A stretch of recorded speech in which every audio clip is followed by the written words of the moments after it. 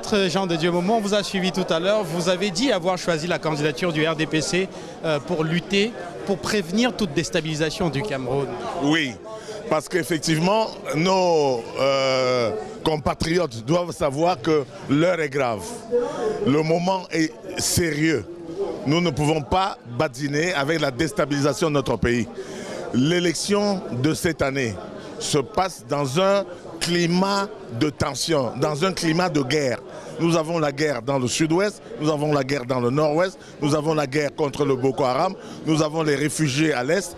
En tout cas, pire, nous avons des tentatives d'infiltration de notre pays par des ennemis extérieurs. On cotise l'argent en Europe, aux États-Unis, partout dans le monde, pour acheter des armes afin de déstabiliser le pays. Et il y en a qui veulent diviser le pays. Je ne parle pas simplement de ceux qui sont dans l'Amazonie, mais il y a les prédateurs occidentaux.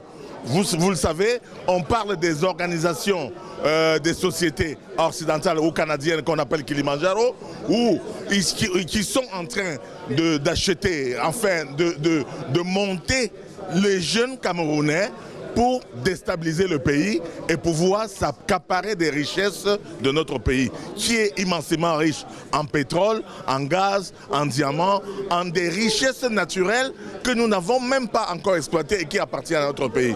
Donc, un patriote qui se respecte à ce moment précis, comme nous sommes les patriotes, nous avons voulu que ce soit le président Paul Biya qui soit le candidat parce qu'il est déjà aux affaires. La passation de pouvoir en un moment aussi critique peut faire basculer le pays dans la guerre. Nous avons vu à l'Est, en République centrafricaine, où il n'y a plus des institutions, il n'y a plus que le président. Je dis que c'est un pays qui est complètement laminé. Nous avons vu les élections, ce qui s'est passé en Côte d'Ivoire, où à cause des élections, on a fait la guerre. Nous avons vu que les officiers occidentaux profitent des élections en disant tu as trop duré au pouvoir, tu es trop vieux, il faut qu'on te change. C'est ce qui est arrivé en Libye. Et on voit que la Libye que Muammar Kadhafi avait bien construite, elle est complètement laminée aujourd'hui. Est-ce que véritablement, c'est ce que nous voulons pour le Cameroun? Est-ce que parce que les gens disent qu'on hait Paul Biya, on n'aime pas Paul Biya, est-ce qu'il s'agit d'aimer ou de ne pas aimer Paul Biya? Il s'agit d'aimer notre pays.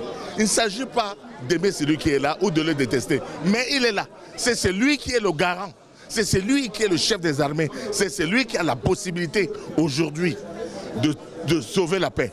Moi, je ne vois pas un seul des candidats qui, en ce moment précis, en une autre circonstance, moi j'aurais été pour l'opposition. D'ailleurs, ça surprend parce que moi je suis de l'opposition radicale. Mais ça surprend parce que les gens ne comprennent pas que j'ai fait un virage à 180 degrés.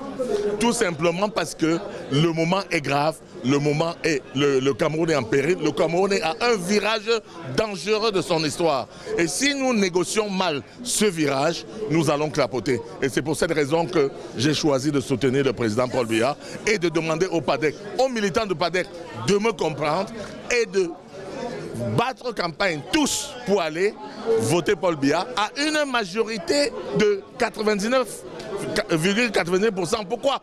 Pour montrer aux Occidentaux, aux gens qui sont là, que le peuple est derrière le président Paul Biya, qu'il qualifie de vieux. Je sais, 86 ans c'est beaucoup, mais 86 ans, ils ne sont pas Dieu, ce n'est pas nous qui lui donnons la force. Il est encore plus fort que tous les autres. Je ne dis pas qu'il doit être éternel, mais je dis que pour le moment, pendant 7 ans, il faut qu'il soit là pour mettre l'héritage qu'il va nous léguer, pour que quand nous prenons le Cameroun dans la paix, comme lui il a pris dans la paix, nous continuons le Cameroun vers l'émergence en 2035.